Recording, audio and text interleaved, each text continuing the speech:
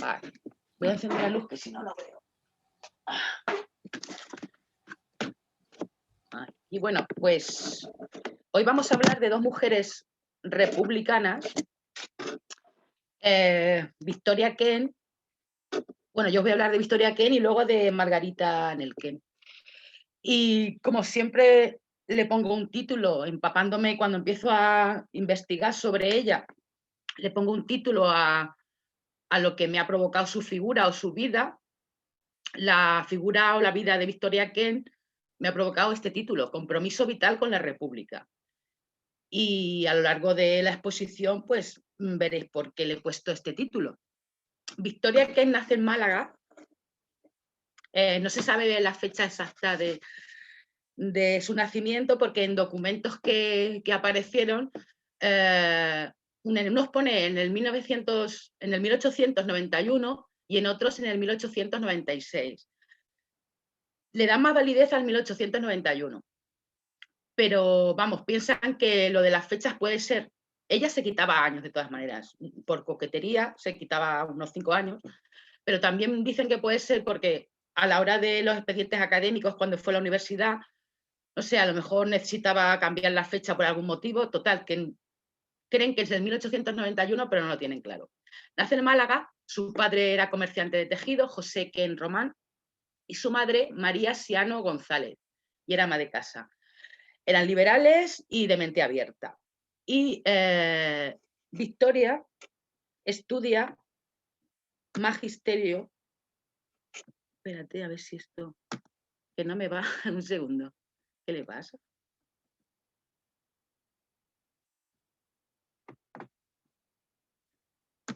Vale.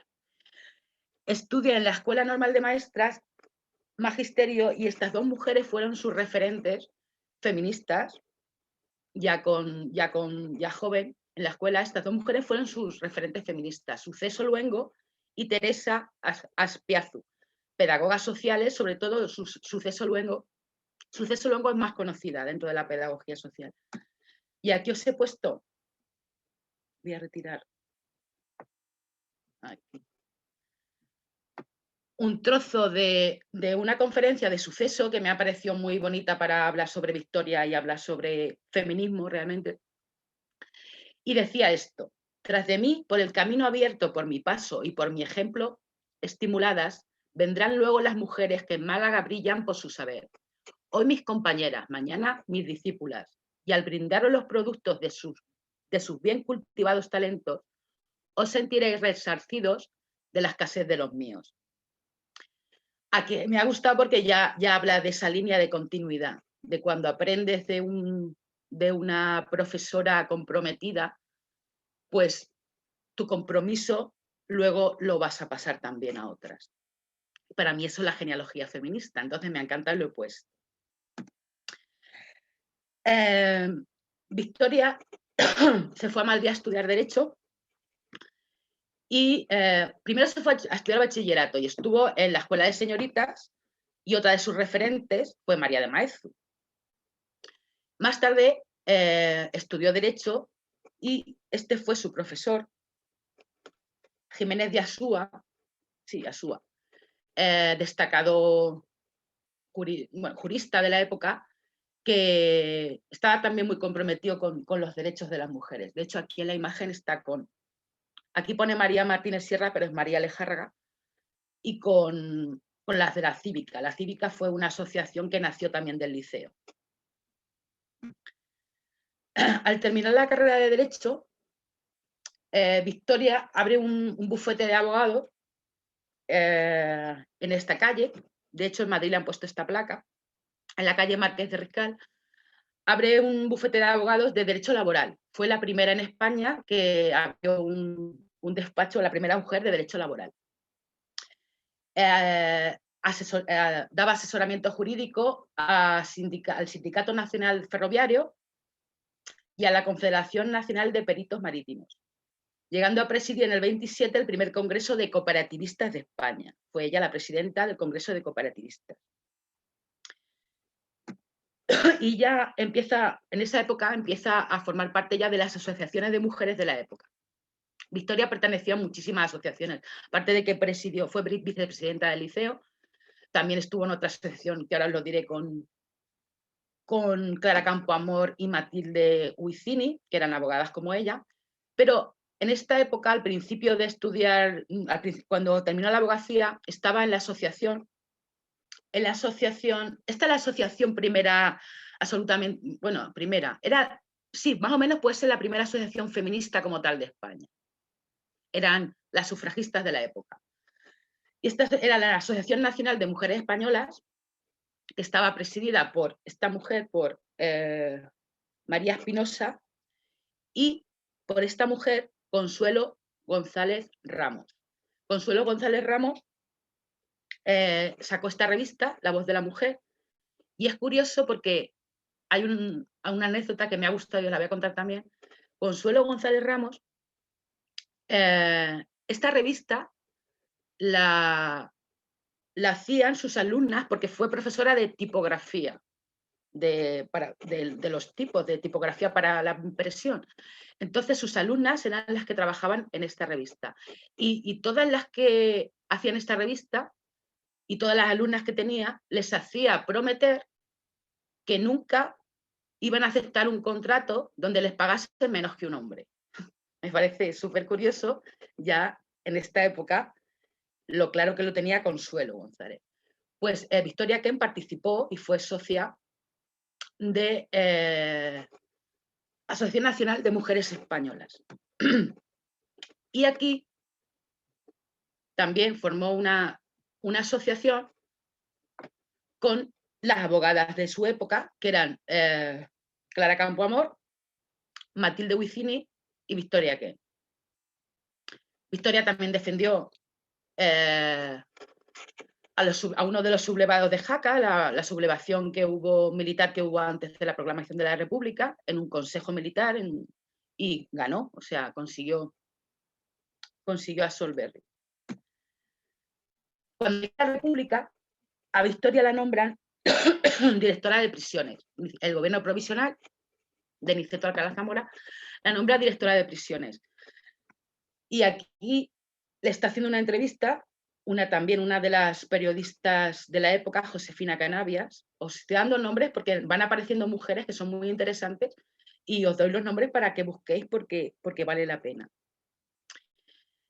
Como directora de prisiones dura un año y ella lleva a cabo las reformas que Concepción, es la continuadora de Concepción Arenal, las reformas que ya en su día propuso Concepción Arenal, porque las cárceles españolas muchas cárceles eran cárceles del medievo, estaban en castillos, las condiciones eran infrahumanas, y Victoria se empeñó y su misión era pues humanizar las cárceles.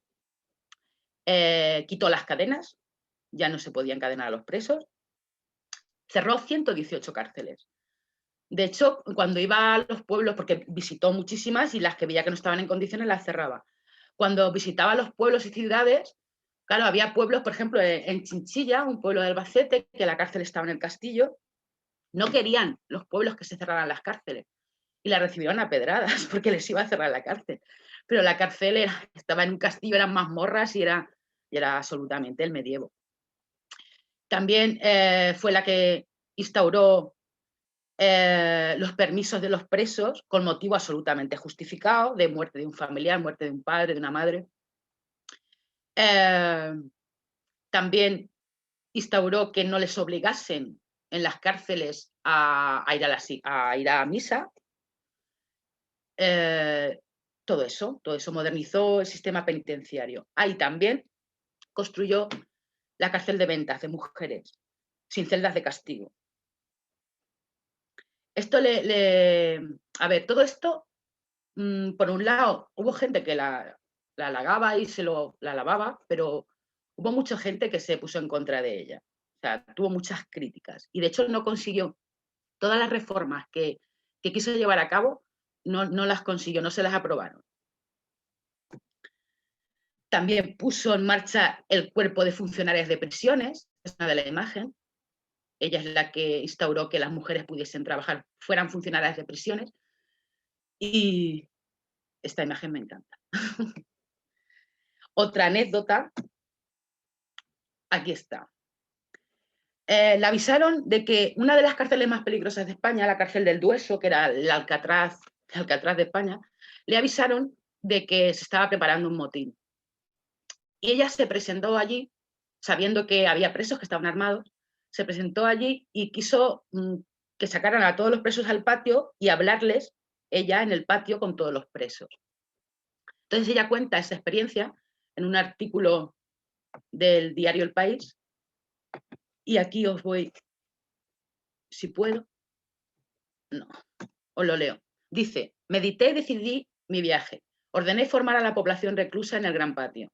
Les hablé desde una plataforma allí instalada y dije que el gobierno se interesaba especialmente por la reforma de las cárceles y presidios, que se iba a mejorar en lo posible la vida del penal, pero teniendo noticias de que algunos estaban armados, imaginaos, ella ahí y los presos, que muchos estaban armados, las tenían escondidas pero estaban armados.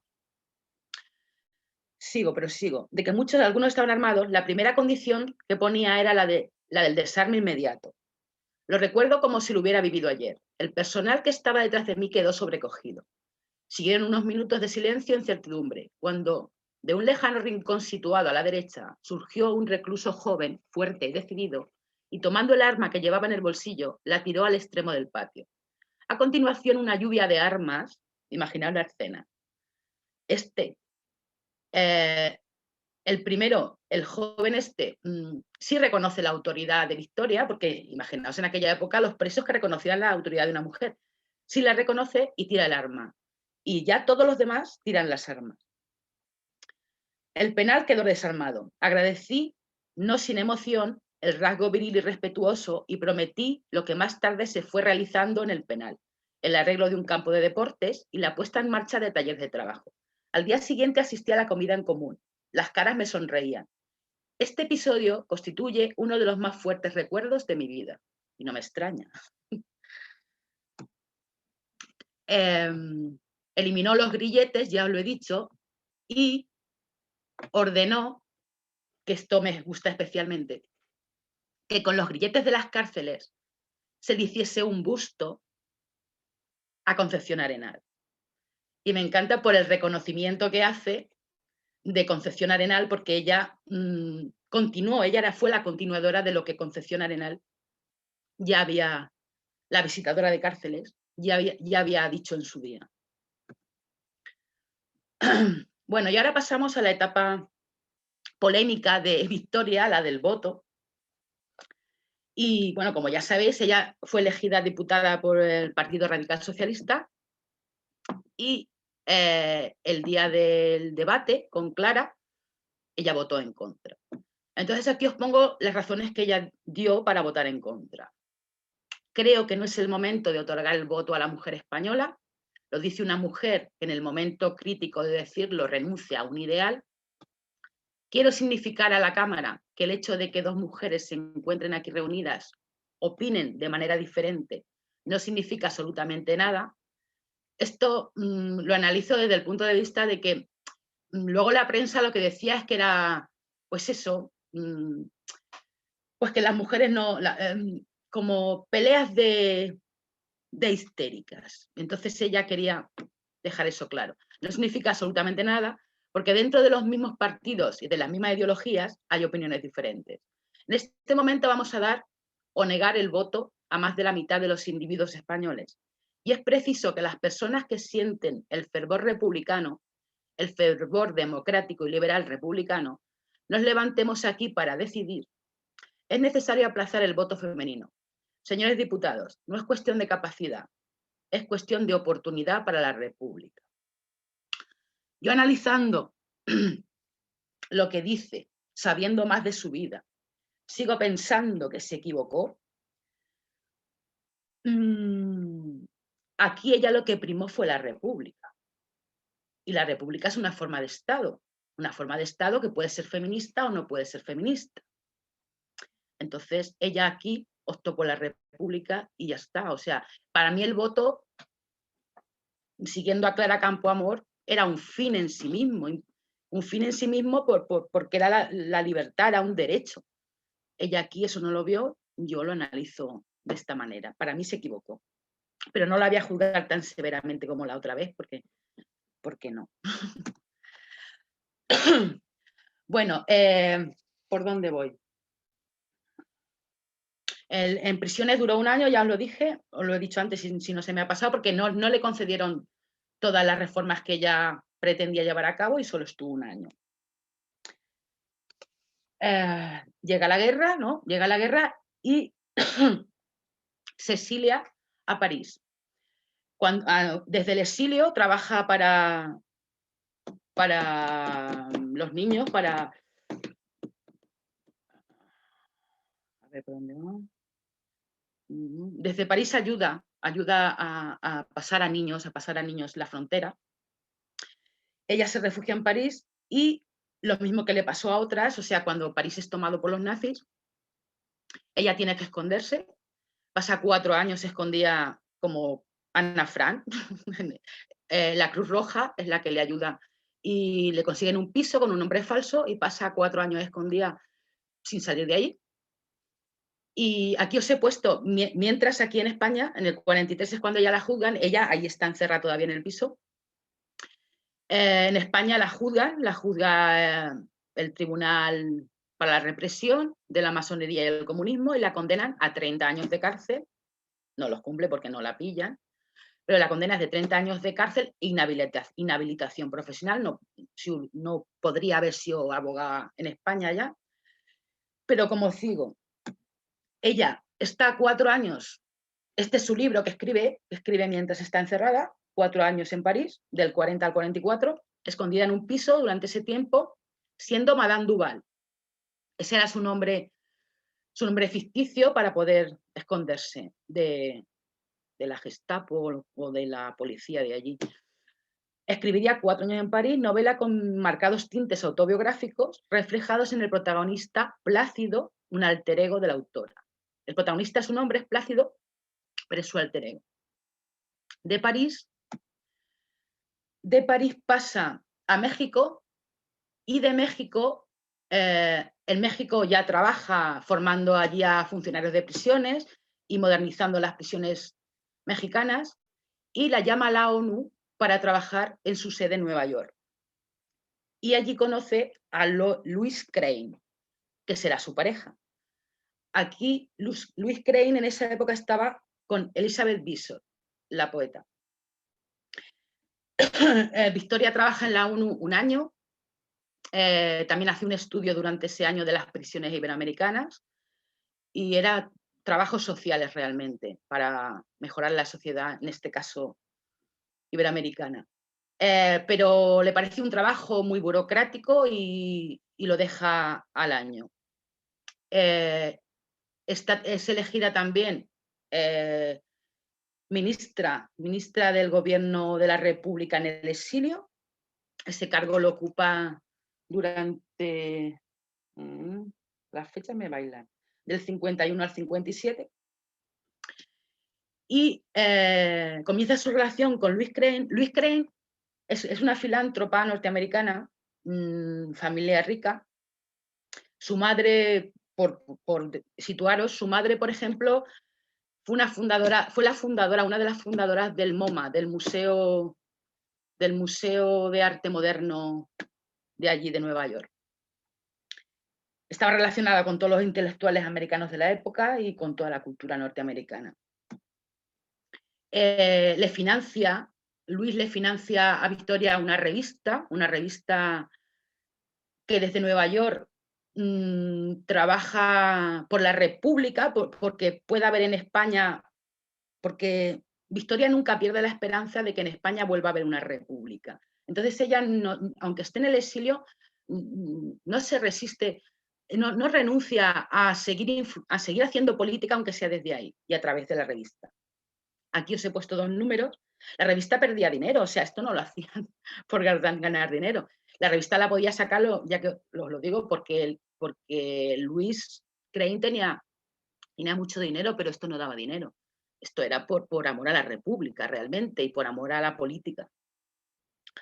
Aquí os dejo 2 números. Mira, este es del 63, este al 74, vamos, estuvo la revista hasta que murió Franco, yo creo. En el 2016 sale un libro que es este libro, Victoria Kent y Louise Crane en Nueva York, un exilio compartido, de la profesora Carmen de la Guardia, donde a través, esta es una imagen de ellas, esta es Victoria Kent y esta es Louise. Aquí, por ejemplo, está Elizabeth Bishop, Victoria y Louise. Aquí están, míralas con las pancartas manifestándose ahí. A través de los papeles personales, o sea, ella reconstruye lo que fue la vida de Victoria Kent ahí y habla, la profesora Carmen de la Guardia, habla de la forma que tenía de influir. O sea, Victoria allí se reunía, gracias a sus contactos, con gente importantísima de Estados Unidos, del mundo intelectual y de la política, y trabajaba para que en España volviese la República. Y al principio para frenar el apoyo de Estados Unidos a la dictadura, para frenar todo eso. Cuando muere Franco, vuelve Victoria Kent, vuelve en el año 77, con la esperanza, ya os he dicho, de la República y de estar ella ahí. Ella tiene la esperanza de volver a ser funcionaria, de volver a ser directora de prisiones. Entonces, cae la dictadura franquista, Victoria Kent, ahora lo sabemos, esto es del libro, espera volver. Cree que la joven democracia española va a contar con ella. Sueña con su dirección general de prisiones, con retomar su obra inacabada. Pero su aguda percepción de la realidad enseguida le alerta de que su momento ya ha pasado. Entonces, en el 97 viene, no sé si llegó a estar un año, saluda a amistades, pasea por Madrid, rememora recuerdos, pero se da cuenta que su época ha pasado y su lugar ya no es este. Y regresa a Nueva York. Y desde allí sigue escribiendo para el periódico El País, y a los 10 años de su visita, porque fue visita, no fue regreso, fallece en Nueva York en el 1987. Y aquí os he puesto dos enlaces, bueno, dos fotos de artículos de ella del País. Este, especialmente, yo lo he leído y yo no os voy a decir nada, yo leerlo vosotras y sacar conclusiones, ¿vale? Y nada, por eso yo a Victoria Kent la veo más republicana que feminista. Y ya está. Pero hizo mucho también por la mujer, pero la veo así. Y ahora cambiamos. Ahora vamos a Margarita Nelken. Margarita Nelken. Si buscáis información sobre Margarita Nelken, todo lo que os va a salir, vamos, se ajusta a lo que acabo de poner aquí. La mujer bautizada con el mito de la arpía. La más mala entre las malas, vamos, cuernos, rabo y el demonio hecho mujer. Y nada, pues digo, bueno, pues vamos a saber por qué, Margarita Nelken nace en Madrid, es hija de relojeros, es hija de un relojero judío, nieta de relojero judío, y su madre, bueno, sí, son toda la familia judía. Intelectual brillante, carrera artística, una mujer, no sé, una oratoria, una inteligencia. Eso, cuando empiezas a investigar sobre ella te das cuenta de todo eso. Y además, pasional, muy pasional. Su padre, Julius Nelken, joyero alemán que había llegado a España en el 1889. En el 1889, Margarita nace en el 1894. Su madre, Jan Esther Mansferber, es hija, su padre es relojero, y su abuelo, el padre de su madre, también era relojero, judío húngaro. Su padre judío alemán, su abuelo judío húngaro. Su abuelo había sido relojero de Alfonso XII. Su abuelo y su padre montan una joyería en la Puerta del Sol. Margarita nace en esa familia, en ese seno. Ella y su hermana, esta mujer que tengo aquí, su hermana, Carmen Eva. Esta es su hermana Carmen Eva, más conocida como Magda Donato. Fue periodista y también se exilió con Margarita a México, y en México es muy conocida como actriz. Aquí os he puesto una imagen de ella, Magda Donato, esta hermana de Margarita. Margarita recibe una educación, bueno, habla francés, inglés y alemán, y destaca por su talento artístico y musical. Viaja a París y estudia con la pintora María Blanchard. Ha aparecido muchas veces ya María Blanchard en estas charlas, sí, aparece continuamente. Estudia con María Blanchard y con Eduardo Chicharro, en el mismo estudio donde asistía Diego Rivera, el que fue marido de Frida Kahlo. A mí es que Diego Rivera no me gusta mucho, pero bueno. Vale, lo dejamos ahí. En esa época hizo amistad Margarita con, bueno, pues con Zuluaga, con Rodin, con Manuel de Falla, con pintores y con músicos. En el 1914 y en el 16 llega a exponer. Ella pinta, porque aprende con María Blanchard, pinta y llega a exponer. Pero va perdiendo visión en un ojo y entonces tiene que dejar la pintura. Y se dedica a ser crítica de arte. Crítica de arte, escribe mucho sobre arte, y a los 15 años ya ha publicado sobre el Greco en una revista francesa, y también se le atribuye, que por eso lo he puesto aquí, la primera traducción de la obra de Kafka, La Metamorfosis, en la revista de Occidente. La primera traducción de La Metamorfosis fue de Margarita Nelken en la revista de Ortega y Gasset, la revista de Occidente. En esa época Margarita frecuenta todos los círculos intelectuales, fue amiga de Ramón y Cajal, de Unamuno, de Pérez Galdós, de Antonio y Manuel Machado, de Gabriela Mistral, de Federico García Lorca, y ya poco a poco va inclinándose también ya más por la política. Le encantaba los ateneos obreros, le encantaba estar con el pueblo llano. Daos cuenta. Era un compendio del mundo en sí. Empieza a dedicarse a la política y más concretamente a la defensa de las mujeres. Aquí ella sigue escribiendo sobre arte, esta es Margarita, y en este libro, por ejemplo, Glosario es uno de sus primeros libros, es Glosario de obras y artistas, habla sobre los artistas y sus obras, y aquí aparece ya un escultor que fue su pareja, desde el 1914 al 19, cuando falleció, Juan Antonio, un escultor pobre que no llegó a tener ningún tipo de renombre ni fama, y con el que tiene una hija. Tiene una hija que no reconoce, pero bueno, no sé si por qué, realmente no llega a enterarme si porque él no la quiere reconocer o porque ella no quiere que la reconozcan, porque ellos siguen con su relación y ella como madre soltera, pero ella sigue con su relación con este hombre hasta que este hombre fallece. Entonces ya ahí tenemos un dato.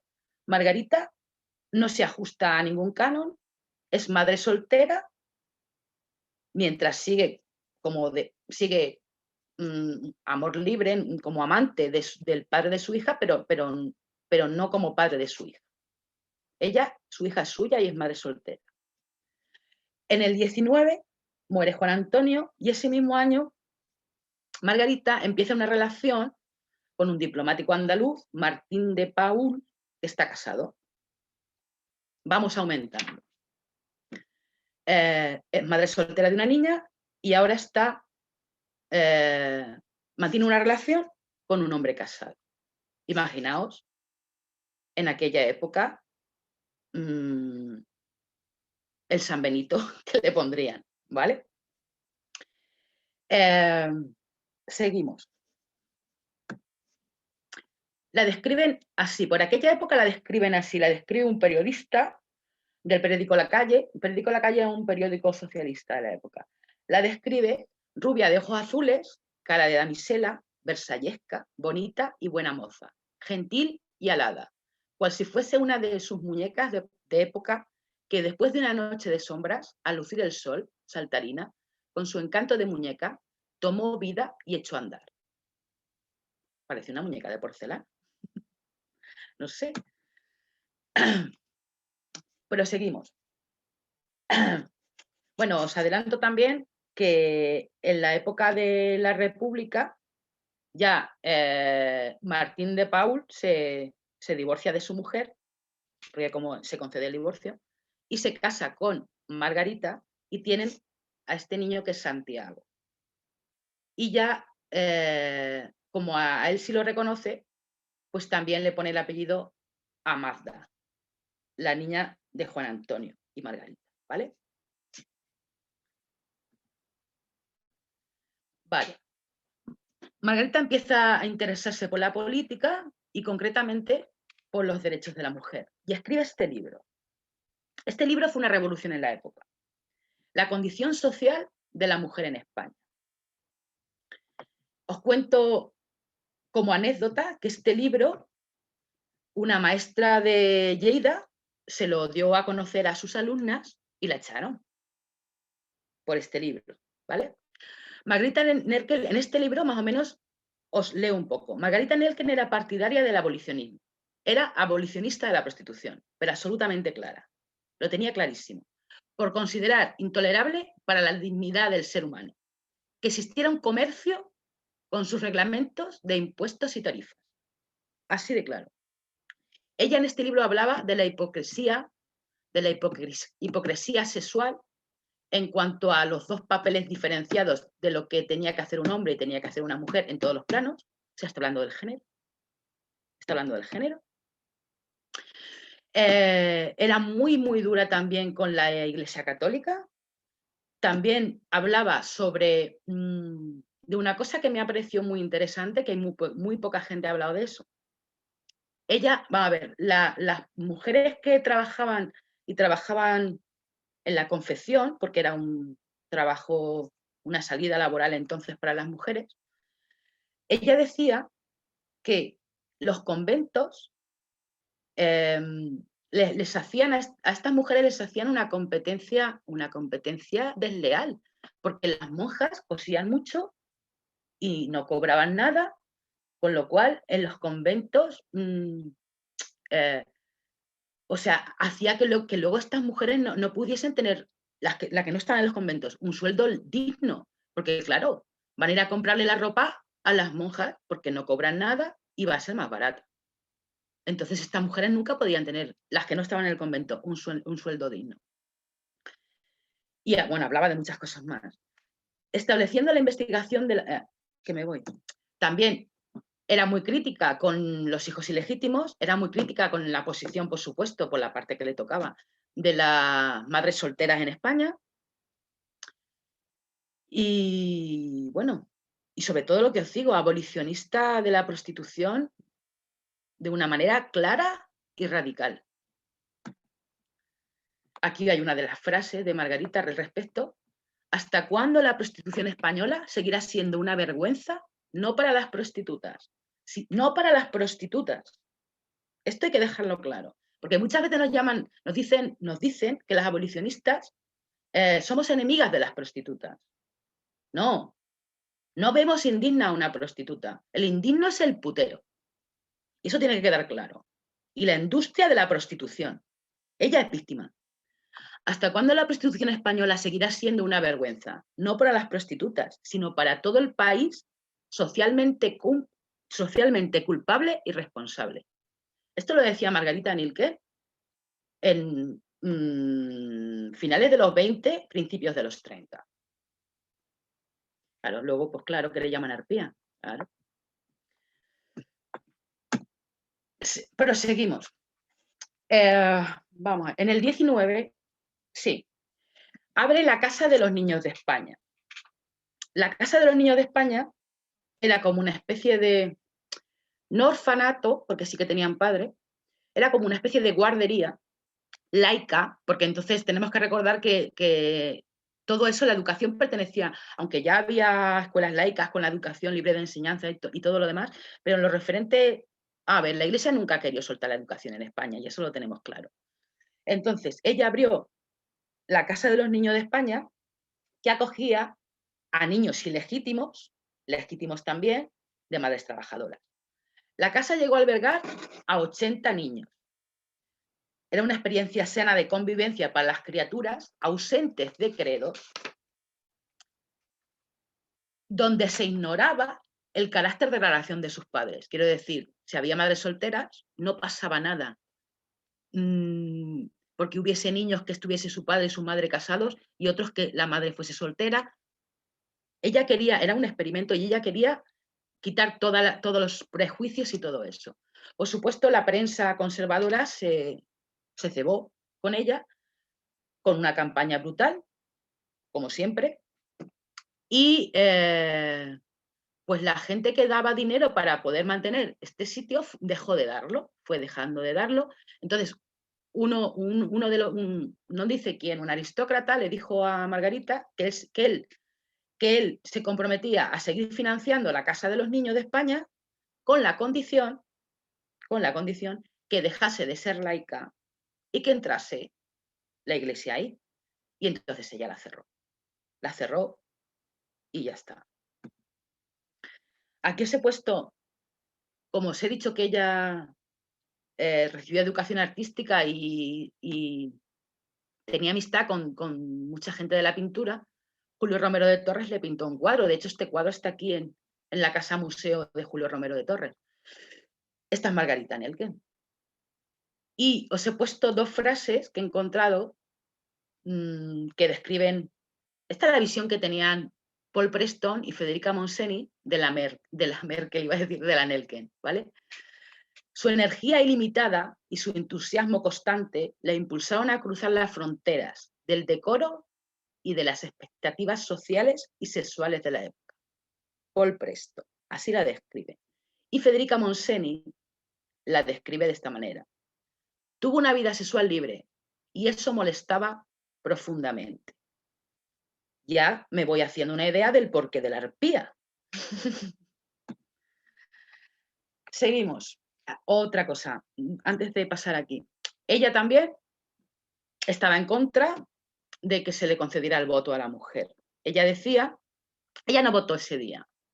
No sabemos si hubiese votado sí o no, porque no votó, porque tenía, como os he contado, que su familia era húngara y alemana, tuvo problemas con, no le habían dado la nacionalidad para poder votar. O sea que tampoco entiendo, porque si pudo ser diputada, no sé por qué después no podía votar. Pero bueno, tuvo problemas burocráticos y no pudo votar ese día por los problemas de la nacionalidad. Pero su pensamiento era cercano al de Victoria Kent. Ella decía que la mujer española, decía, espiritualmente no estaba preparada todavía. Yo no sé si hubiese votado sí o no. Su pensamiento era ese, pero no lo sé, porque ella no votó. Seguimos. Vale, participó cuando la guerra civil, cuando el golpe de Estado y la guerra civil. Bueno, antes de eso, cuando la Revolución de Octubre, Margarita era muy combativa y sus discursos eran incendiarios, igual que la pasionaria. En eso se parecía mucho a Dolores. Era muy clara, muy incisiva y además, algo que me ha gustado, hacía analogías del pasado y el presente. O sea, tenía un pensamiento muy brillante, pero además con pasión. Y llegaba y era muy, muy molesta.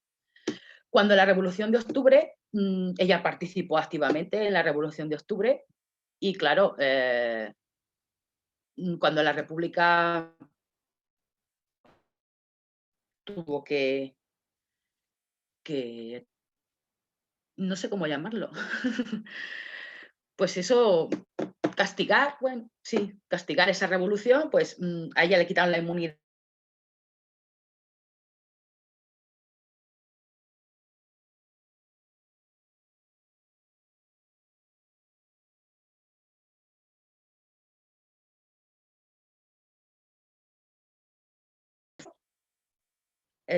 Viajó por la Unión Soviética y fue cuando abandona el socialismo. Ella era socialista antes de la Revolución de Octubre. Y cuando